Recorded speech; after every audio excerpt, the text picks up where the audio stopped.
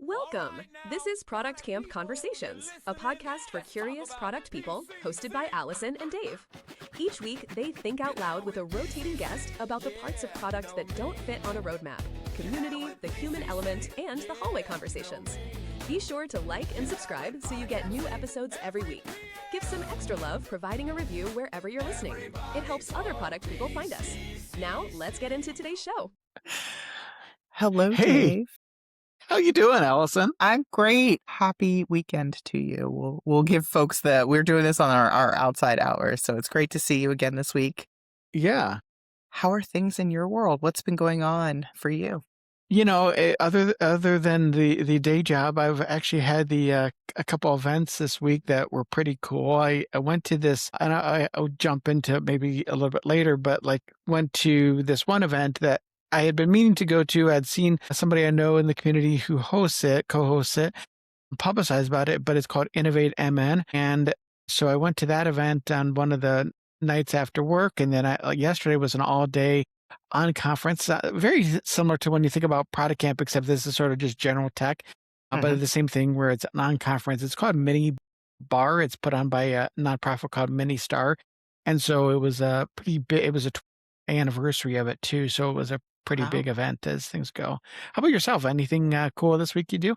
A bit more experimenting for myself. I wrapped up a busy week of, busy month of speaking. So I had 5 speaking engagements last month. I'm not sure Wow. that I planned all of it. Well, I did plan them, but it turned out to be a pretty busy month. The last week or so, I've had 2 speaking engagements virtually and then 1 in person. And the thing that keeps coming through is, what are we doing with AI, or how are we putting this into our product work, and whether it's actually useful, or are we just making a mess out of it? So that's something that I think a theme that I'd like to pull on this week for sure. But it sounds like we both have very busy weeks, and I'd love to hear more about your 2 events from this past week.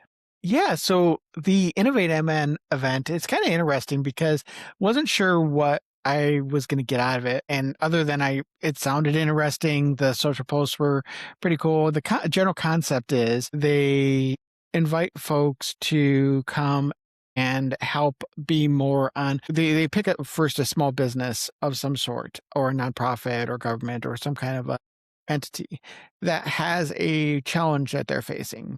And as part of that, the whole idea is like, hey, you're going to meet some folks. You're a lot of very different backgrounds coming into the mix, and you're gonna hear from the folks that have the problem, and you're gonna help come more from the divergent side, coming up with a bunch of different ideas on how they may approach solving that. So you get a lot of different perspectives from a lot of different people in a very short time frame, and so they rotate. So you first get there, you do the whole check in, grab a drink, all that kind of stuff, because it's at a microbrewery. It was in just off of downtown Minneapolis.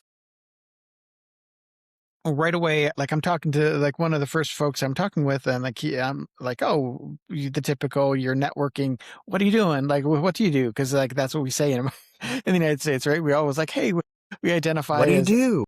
as our job, right? Yeah. Too much. But it was interesting because the first person I talked to was a salesperson for mainly pickleball, basketball, and other types of things where they build oftentimes in residential, people that have a pickleball court at their house, which is is that such a thing here in the Twin Cities that there's a business that's doing this? And apparently so. So, so I learned a bunch about that, which I thought was cool as it is, right? So somebody that's been doing that for a couple of years in that side. He used to be a car salesperson before that, a Subaru salesperson. And I was like, oh, that's interesting. And then as the night goes on and you're talking to other folks, there's just a lot of different folks, everyone from folks that are still in college to people that, probably there was folks that were 70 years old, that are older. So it was a big mix of folks, probably about 50, 55 people that had showed up, which is good on a nice Minnesota sunny day right after. And it was the business that was there was called I'm gonna the part of the business name is Choo Choo Bob's.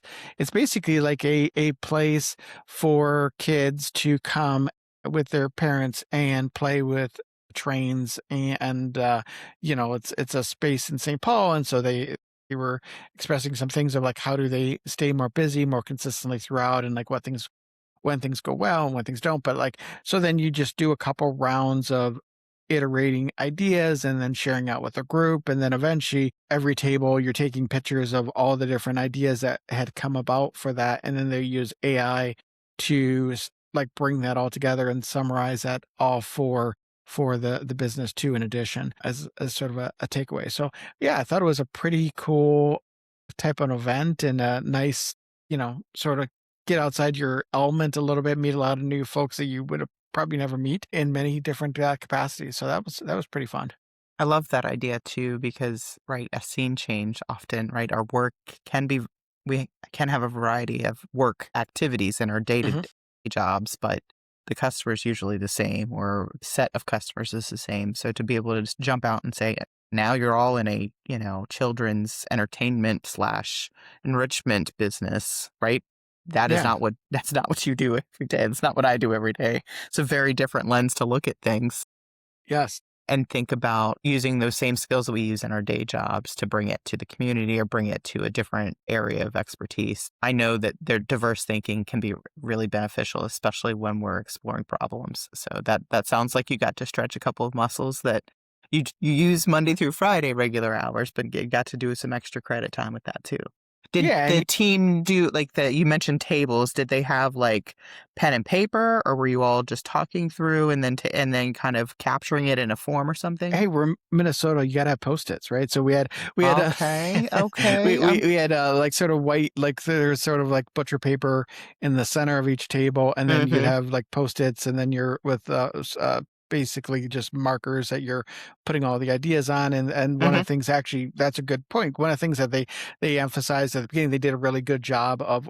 And you think about designing events and what kind of experience. And I gave Matt, who's one of him and Janelle are the two, and they're both the husband and wife. They've been married, I think he said, over 25 years, and they're a husband and wife couple that puts on this event. And so they've really clearly thought about the experience of putting on an event. Like, as mhm. somebody that, like myself, I put on a lot of different events, and I can just see the different things that they have really spent effort doing. And so some of those things were like, one, they have this concept of, they have a sticker for each event that's unique to that event, that you only attend if you were at this event. And so they already have their events as seasons. So they're like, okay, we do a season. This is the season that we're in for this event. And they have the season tied with the name badges with the different sort of flowers of the season and things, like theme of the season. And like, here's your flower for being at this event with a sticker flower. So they thought about that, since I was a first time attendee at this one, I think it was maybe a week out or 5 days out or so, sent an email to all new attendees. You know, hey, this is the first time you're here. You're coming to this. I wanted to give you just a lay down of like how the event night will unfold, and blah, they help out that.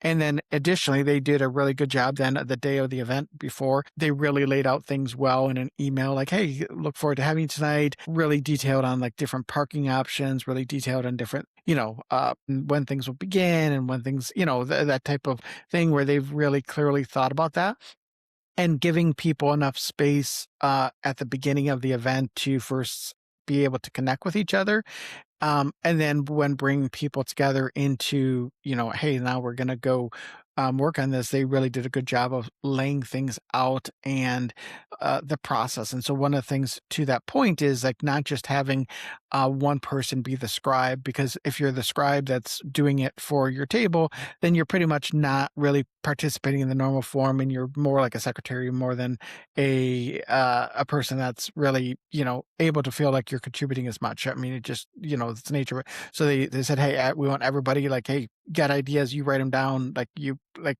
own your ideas. And so all of us were doing that. And so I think those type of things like clearly show like a really good, like, this is the fourth season they're in where they've been doing this, or third season. And this is bad that maybe it's third season they've been doing this.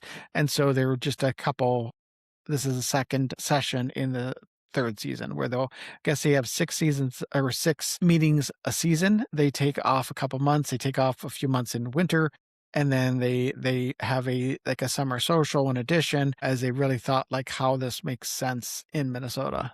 to work well. Sounds like somebody who's at the helm of that might have known a little bit about good event planning, because it sounds like that was very. I was like, "But I didn't know I was going to need to take notes in this session, but I just Yes. as a new attendee to an event, it is really helpful to have some extra guardrails. Yeah. And right, I know we're going to talk about some things where right the guardrails are kind of off in the sense that that's what you want to invite into the space, but for folks to know how and when they can contribute or how and when to expect things. And right, yes, if Yeah. you know you're going to networking, you're going to know the answer to what do you do because that's the purpose of networking. But right, it sounds like you get a little bit deeper in both the exercise and also what they're asking for in their networking practice. When I was at Product Camp Phoenix, Phil did a great job of saying, look, you're here to do things, but these are the things that I want you to focus on. He was like, I want you to have 3 meaningful conversations while you're here. And I was like, that's Yeah. vastly different quality of networking when you can have like I see you and I understand that problem that you're talking about. So when you find events like that, you hold your calendars for them. So it sounds like you had a Yes. good Yes. event with that. Yeah. Yeah. In fact, I ran into Matt at the other event just yesterday, that I was at this week, and him and I were chatting a bunch. And in fact, I was like, "Hey, I'm happy to volunteer. However, your Innovate MN I thought was a great Hmm. experience, and like, let me know I can help." And so, uh, because Matt, like hey, you're giving a lot of energy and time and putting on that type of thing, and Hmm. so how can Hmm. you participate in things that you find like, oh, this seems like a pretty good venue. Yeah, that's great. So tell us more about the event from yesterday. Yeah, the one I'm wearing in my shirt from the one. Got It's the interesting. got So the they have swag like already. it's the 20th anniversary, right? So Mini Star, which is the official nonprofit that puts on Mini Bar, is the Mini Bar stands for, and it's MINNE, Hmm. BAR, how they but it's in the mode of the traditional bar camps that exist. So the bar camps where it's the unconference. And what's interesting is the two founders of the organization back 20 years ago, and this was a place like, so they were back for the first time in many years where they'd come back because they both had sort of moved on and they moved out of town and had, one of them had a very successful startup that ended up getting sold and all that stuff. And so they both live out of the Twin Cities. And so as part of that, it was sort of a going down memory lane and like the first executive director and the first so they used like a trivia thing as one of the things. As usually they have a keynote kickoff that's usually a decent name, because the size of this, just from a scale perspective, is I don't know, maybe 1,500 or so folks were there. They might have, I think they'll maybe have a couple of thousand that they, and then, someone no show, that they'll invite. They had 192 sessions, I think, is between the different. So when you think One of that day. in one day, yeah. So Yeah. 192 sessions. And so 7 sessions, I think, at a time on average, or seven sessions throughout the day. But then that means like there's like, so Best Buy, this is held at Best Buy's corporate headquarters. And Hmm. so Best Buy's corporate headquarters, it's got like a big sort of stadium seating, or like a Like an maybe auditorium kind three of or deal. 400 it will hold, like Yeah. that big venue. So like you kick off the event, you're in the big cafeteria area, and that's where, like, I did a social media post, and it's got like the where that's at. um but then there's just rooms all over the place, so there's over 20 sessions at a time going on, or something like that, in that range, or maybe 18, something like that go on at a time. And so it's interesting because you're always like trying to find where everything is, and they, which room, like, things are. So the first session I went to, and it was actually it was actually a very, like, the best session of the day that I went to.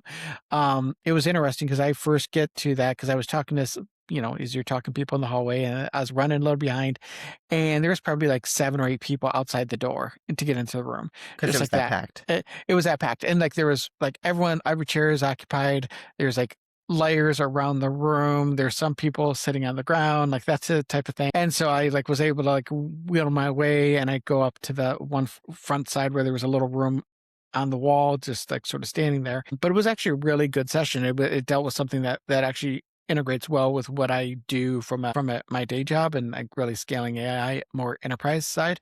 And then the speaker and I had a good conversation afterwards too on that. We're going to grab some coffee, as a follow-up. So like you said, is like, can you get those meaningful conversations in these events and new connections? And so this person's a new connection, and there's a couple other folks. I always try to have that three that you talk about, that Mhm. three that like, are there three conversations that you are have new connections that you think you could have like further connections with down the road? And I think I had that at this one. In addition, I do also try to take this as an opportunity to like try to connect with people that you hadn't maybe for one reason or another connected with in a while too, right? Mhm. So I was able to do that with a couple folks that it had been some time. Partly I'd moved out of the Twin Cities for a few years, and then I'm just been back for a little over a year. So using that as an opportunity too. So it was a good overall event, and it's a much different scale because it's so big of an event. And there's a number of people I knew that were there that we never had the opportunity to connect there just because it's like it's There's too many massive people. amount of Like, people. Yeah. I think, right, you think about a product camp experience, there's what, 3 or 4 sessions going on at a time. Mhm. That feels like you miss out on a good, like, you'll see somebody passing or you'll, whatever, the opposite end of the room. That feels like you could be there and be a complete stranger to that person, probably just Yes. by the sheer volume of things. Yes. Okay. Yeah. Okay. Yeah. Yeah. And the other thing, when you think about this, and for something of this scale, is like you'll get, since it's sort of like general tech, but like you'll have people that will do, like, because you can put 4 sessions on anything. It wasn't this year, but last year I went to a session that was great. It was on juggling. And it was somebody that was in tech, but he was like, hey, I use juggling as a good therapeutic way of doing things. And there's sessions people will do on mental health. There's sessions people will do on other things like that. So you'll get a whole variety of different sessions that exist in a venue like this. There's a ton of AI sessions, like AI this, AI Of that. course. There's Yeah. probably like 50 sessions that had AI in the title one way or Yeah. another, right? But then there's a lot of other sessions that you would get around things. And the other thing that is pretty cool, and I had a conversation. So they've had this for many years now, and part of it becomes certain things in tech where they become really popular for a bit, and like drones were really popular for some time. I mean, drones are obviously so popular, where it was sort of like, oh, drones are really cool right now, right? And so for a couple of different years or a few years in many bar, they had like, you'd have the drones going around the hallways and things like that, where because people would be like that kind of Wow. thing and like taking videos and that. And you'd have the robots, or the robotics, like robotics teams for schools or other things would have that, and they'd be going around the place. But one thing they've had for a long time, and is around, so the Twin Cities is a big indie game market, and so Hmm. whether it's like board games or whether it's digital games, and so they have like what's their indie game alley, and so they have like, more than a dozen different folks that were sort of demonstrating off that you could go play, whether they're card games or they're board games or they're digital games that they have there. So like, which is always a fun thing. I was talking with one couple. They're again, they're husband and wife that actually are just about to kickstart a game that I was like, oh, I'm gonna like, that look pretty cool. And it's a game where you can either play with 2 players or you could play as one, but then you have AI play against you, but it's a card based, so you use AI with a card, which I thought was like, oh, I was like, this is cool. So I go on Kickstarter and I'm like, okay, let me know when it's going to be released, which is later Mm. this week, and then like, I'll do the whole funding thing to to get Yep. access. They also had a really cool like wooden custom box that they're putting the Okay. cards in. So yeah, I thought it was pretty cool, those different like experiences that you just don't get at many other types of events. I like the balance there too, because right, that's a big, big event to pull off. It sounds like it's a bit of business and tech, business and tech, Yes. right? And what it takes to do business, which we know is not just tech or robots, but right, that state of play. And I think even just thinking about like trending topics, be it AI or robotics or things of that nature, as they've ebbed and flowed, it seems like they're weaving in the state of play into that. And very cool that they're tying in the game piece of it, because we know, right, curious minds need time to decompress and banter over a card game or video game of sorts. And I know like there's a lot of different avenues for that. I live with a gamer, so I fully understand. Sometimes you need to step away and go deep into whatever suits your creative brain state. So that's very cool. Plus, I learned Yeah. that the Twin Cities has, since I guess there's a ton of these game companies that are based here that I just wasn't realizing, they were telling me, and they're like, oh, there's these 2 conferences that are they do twice a year, this conference, and it's like a few days where it's around game, like board game making in this case, like the like board games or card games or whatever. And but as part of it, they're like, it's not just for the like it's a makers conference of that where it's geared towards that. But as part of it, they also have like a ticket for people that want to just be like trying out testing new games, because part of it's like, hey, we have these new games and they want people to actually play them and get like sneak peek and things like that.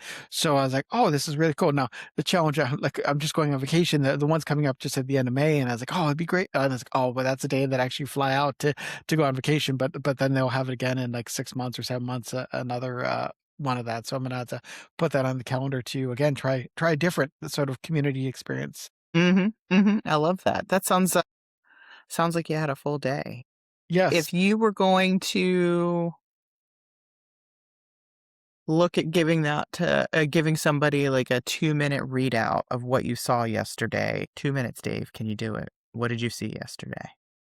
Okay, so there's 3 sessions that were memorable from a session from a topical perspective. One was a woman who did a excellent job on storytelling and how to be, because storytelling is just as important as ever, and so that is one thing, and really not just really focusing on the why, but also connecting the why to the what, really that connection to get there. So that was one thing. Second thing was around a gentleman who is doing stuff, a bunch of things with OpenClaw, and he has like he uses OpenClaw in a whole bunch of variety of ways, and he is very much a just try it. He's not a traditional developer, he's not a traditional that, but like he sort of was like you could just see that he has thought through things in a meaningful way, but also he's experimenting really quickly, and some of the successes he was going into and some failures as part of it, but like was like going like sort of telling a story in open call being,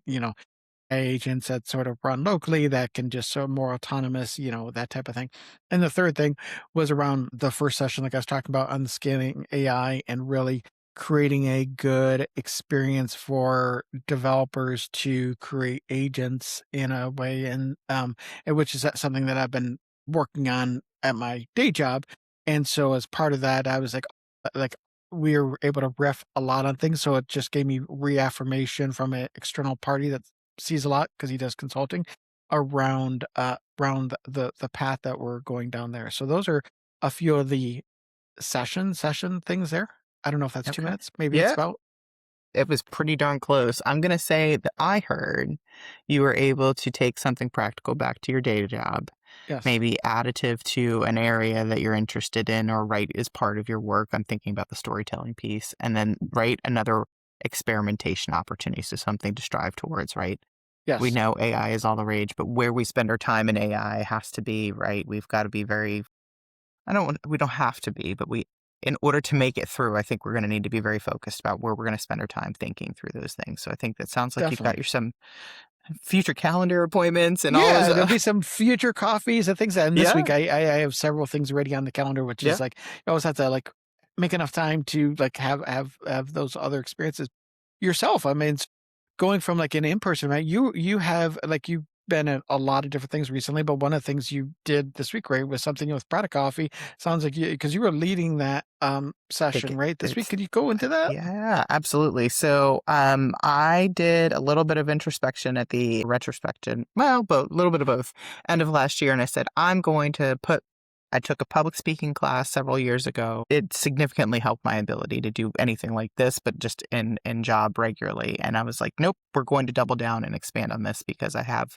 so much value out of every speaking engagement I've had. I've had good ones, I've had some kind of good ones. And so I had 5 engagements in the month of April. The last 2 weeks, I've had 3, so they were kind of sporadic but parallel. And then very thankful for my opportunity with Product Coffee because the group over there, I wouldn't be where I am today without some of the engagement that I've gotten. So I've gotten, previous familiarity with that group because of being the book club librarian, as many know me.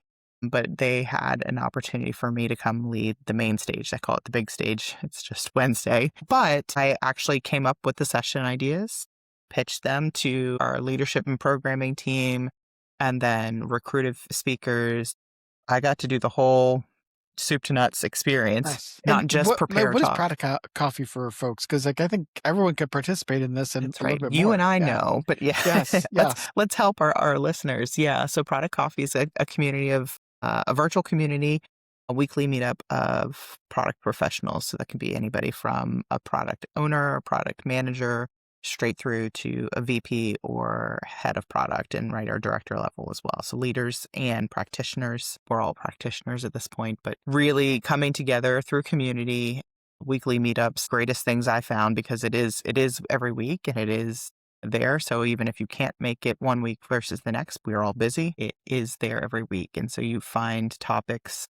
Sometimes they're panels, sometimes they're webinars or sessions. We do workshops. We also have a book club and things of that nature. It's completely volunteer. So we have that. And then that same group or community in the Atlanta area, they started, I think it became virtual because of COVID.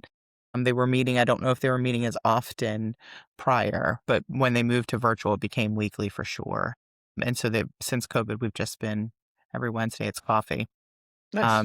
And we have topics. So what was different for me is rather than just leading a book club session where what did you think and how did you think? On this page, I actually had to come up with a topic and find questions and put folks together that could speak to those topics. Not to say that anybody can't, but right, folks that have something genuine to share and say about that topic. So that was an interesting practice. And right, I've done talks and had to put together my own deck for my own talk, but right, to be able to facilitate a panel and facilitate a conversation was a good practice as well. Lots of learning. And I think it's just this year, we introduced a session. So product coffee is typically an hour.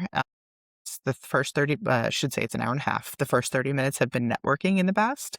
This year, I think and that's what was me thinking while I was talking about this, but we've shifted it to be called the first cup, which is where we take a popular post or article or a thought piece that's out there in this place of the things that we find things, and we discuss it. And so we'll have often 2 to 3 folks on first cup and then whoever's speaking at the main session. So you get to see a variety of folks thinking and talking about product work. And we had a great session this past week for first cup around, as I was telling you earlier, slop cannons, which I think is maybe my new favorite. I'm going to go see about some merch because I feel like we need some humor there in the AI universe. But really talking through product craft and product taste and product critical thinking and critiquing of, right, is this ready enough to be putting in front of customers or how I want to represent my product or a feature set or a capability that we should be thinking and building towards. And right, if we think about what's possible with AI today, any one of those can have, right, a pretty decent slop version, right? Whether or not you need to go further, depending on where you are in your stage, but also your expertise and critique level with your product craft changes things. And so it was a good conversation. And then we had the main session was on the human cost of product work. And we shared some stories about senior level individual contributors and how they're navigating, making trade-offs between balancing work and life and balancing priorities within their own work and when to delegate versus to, handle work so that things can continue forward and what's the right or wrong thing. And we didn't necessarily solve any meaningful problems, but we got to talk about them, which I think in this day and age where there's a lot of things flying past us, just having a space to say, hey, I see you and I see that too, can do a lot of good in helping a person sort their own personal navigation through those Yeah, challenges in because their career. I think of that topic and I think is like it's probably getting more challenging when you're thinking of like it seems like it's easier to take on more, do more yourself just because like you're using AI to take on more. I feel like the natural inclination that people are probably thinking about is like, oh, I can just do that. Like I can just like trigger off something and some agent will do that thing. And I'll just like, you're but then and it's interesting because we talked about the company Every, right? And what they do. And they have much smaller sort of like it's basically a two-person product teams, right? So it's like the product slash design type person, and then there's the developer type person, and they're just sort of like it's like 2-person teams, like how they work in their flow. And it's like, well, okay, so like what is that future of product, and is that going to be more the norm? Is that 2-person team and no longer those 7, 8, 10-person dev teams where you have a separate designer and separate product and separate, you have some back end developers and front end and QA and whatever that your layout is depending on your organization. What does that look like, right? So it'll Yeah. be interesting to see.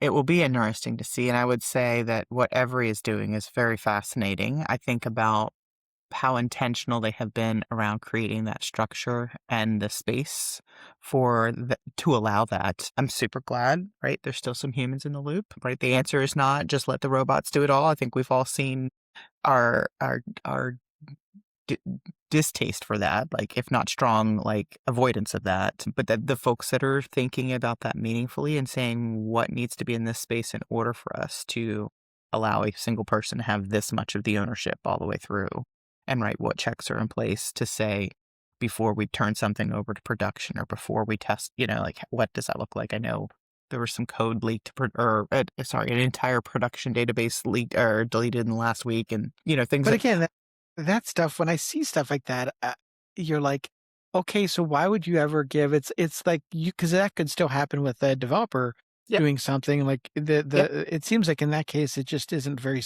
I think there's so many stories where people are like, look, see, this is what bad AI will. It's oh also yeah, just like bad. yeah, It's just like bad practice. Like you don't give like, why would you have a delete option put to your agent in a thing that's not really correct. doing that? And production keys, the same, giving it for that. Like, yeah. So There's so many, and I think when I hear stories like that, and right, they are meant to get clickbait or a yeah, reaction or drive whatever. I don't know that they say let's choose chaos to do that, but that, right, those yeah. headlines do get interaction. And so, right, when we're thinking about how people are seeing and viewing the space, how would I do that if at my company? And right, we don't have that currently set up. So what's the calculus between how I'm set up today and how that company is doing it to allow for that? And what what parts of that do I want to commit to, or what parts of that do I want to avoid? Right? We would never want just robots flinging stuff into production. Sometimes we let humans fling things into production, and that pays off half the time. So I think there's definitely a conversation at a leadership level. There's a conversation at a team level, and I think you're absolutely right with the time or barrier to entry being shortened because of what's possible with these tools doesn't mean that we stop doing the work. It just changes where we put the effort into the work and the intentional pauses to say, does this meet the criteria? Did it review? Did it check those evals properly? Are we auditing our evals? Because, right, we're going to get confident at, right, the robot knows how to do this thing. And so we're going to fine, the robot's got it, and then something will have changed. I was just thinking about something that a robot knows to look at things and change JavaScript on a page, and so it'll pass a test. And so there's nothing there telling you that the customer's not going to do that. They're just going to hit the button, and if it loads, it loads. It doesn't. And so you can maybe get a bad test off of things because, right, the robot or AI is adapting to its constraints because it's programmed to do that rather than say, I did fix these things and here's the readout. The test passed because I fixed it, but here's what I fixed while I did that. And that's the piece where the human needs to say, oh, hold on, we didn't address that. And so that's a new item that needs to go back through. Yeah, or another robot is doing that too, though, right? Because I think that's the thing is like, because humans miss a lot on things too. Right. So I think it's going to be this dance that we're going to have, and where things. I was listening to Andrew Karpathy had a recent talk with I think the Sequoia Capital sort people. of, yeah, the capital folks, and that was an interesting talk on that. I haven't formulated all my thoughts on that, but again, I think when you hear him talking about like how he views things as fundamentally changing, and from a like his role and like what is code that he's doing versus like where he's spending his time, Mhm. that and somebody that's obviously top of the game that he's in, does say a lot, right? So it'll be interesting. So Yeah.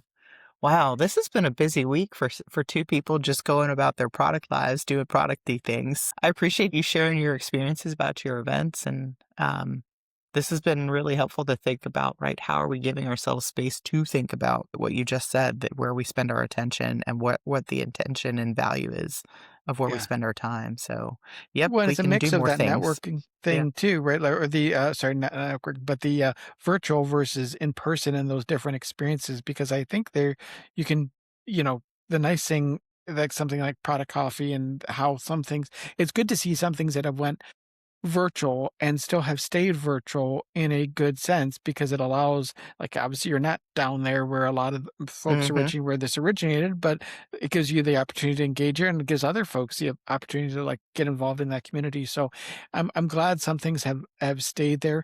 Do you feel on other is there any other virtual communities that you've been involved with on a virtual community standpoint that you think, I mean, because the book club and product coffee Hmm. are related in that sense, but like outside of that, are you involved in any other virtual communities that you think have been doing really good from a community perspective? Yeah. Yes. And I would say it's going to depend, right? It's very much biased from my perspective because I'm in several Slack communities. And so that to me counts as a virtual community. Yeah. Are they having weekly events like Product Coffee? No. But I know that I can go to that community and ask a thing or find a thing, and someone there will speak to me. And there's another community that I belong to called Design and Product that's led by Christian Crumlish. He's out in California, has been in like the civic tech space and government space for a bit of time. I stumbled upon him and his community several years ago, and it's a Slack community. The donut bot runs the coffee chat intro things, but it is like this always on coffee chat. And I will tell you, every single time I have gone to a coffee chat, I've learned something and I've had a meaningful conversation. Do I Nice. do it every week? No.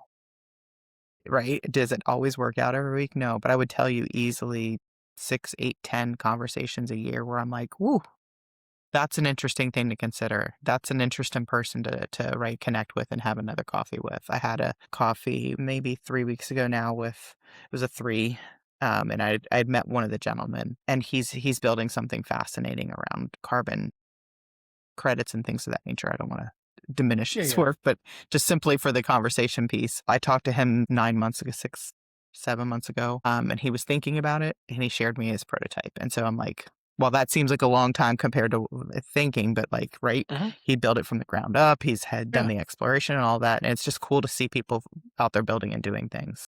Yeah. So I think when you can find communities that make the most sense for what you're looking for and find meaningful points to connect with them. I'm also in a couple of like ambassador programs. And so that also is a right. There's a community manager there. So it's a little more active, maybe not as valuable week over week, but there are tools and new features being developed with the product that's kind of shaped my go-to-market strategy and my launch strategy for the work that I do. And so, right, I consume that product and I'm a user there, but I get to see like the sausage behind the product piece there, and that's been really cool as well in my career. Nice. Yeah, like I say, get involved. I think that's one theme is like find your communities and wherever they're at, Yep. virtually, in person, maybe both. It is maybe both. Both for me involves a healthy drive to do the in-person bit. So, but I think that just makes you choose more meaningfully about, is it worth me to go downtown to view this, or get on a plane and go see people? For me, the answer is yes, because I do those things. But I think folks that are maybe stuck in saying, well, I don't have the time, you need to make the time, because if you're willing to develop your product career, you're going to have to stretch yourself in a couple places and spaces. Yeah, well, and that actually brings up one thing that I think, at the mini bar event, they're talking about the history and like how they decided to start things. And they basically, they saw these events. One saw one in like, I think San Francisco, one saw something in Toronto. And they're like, so there was like, because it does a couple things. They have this big tech day as we had yesterday, but there's also 3 or 4 times a year they'll do basically a demo day. So it's like demo only, like Hmm. whether it's like whatever you're building, whether it's like software, whether it's like physical things, there's, a sort of a building demo thing. But both of the things were like, they're like, hey, there just wasn't such a thing in the Twin Cities. So I just decided like somebody should start it. So they did. And so, if there isn't something that is idea you have, or maybe there's an idea, like maybe it's in somebody else has it in a different area, but it's not in your area, then take the opportunity to be that person that says, hey, why not give it a try here, see if you can build a community there too, and it'll be even more rewarding in that sense. So I might just be doing that right now. yes. And it's so funny that you're coming to that, because that is like a beam of light down from the universe kind of situation, saying, see, Allison, you should be thinking about that. But that's 100%, right? If it's not there, why shouldn't it be there? And right, just stay curious and say, what does it mean to stand something like this up? Let's try it. Does anybody come? Did anybody get value? If you get yeses, keep doing it. Yeah. You get and maybe no's, 20 years figure out later, why. it becomes some big thing. Like, you never know. Yep. 100%. Cool. Well, great talking with today. Like, thanks for sharing those events this week, and who knows what we'll have coming up. Any good events coming up for yourself? Well, I am building, so I think that's going to be a different kind of experience. And I am judging a competition in a couple weeks, so perhaps we'll have some notes from that. Have some discussions of that. Nice. Yeah, I don't know if I'm a judge yet, but we'll see. We'll get to stretch another area. Thing. No. Yeah, can do something. That's right. Cool. Okay, well, have a good week. All right, thanks. Bye. That's it for this episode of Product Camp Conversations. If something here sparked an idea or a potential guest, or you want to push back on something, we'd love to hear from you. Reach us at productcampconversations@gmail.com. And if you know a product person who'd get something out of this, send it their way. Have a great day wherever you are. We'll catch you next time on PCC. Everybody talk PCCC. Posters on the wall.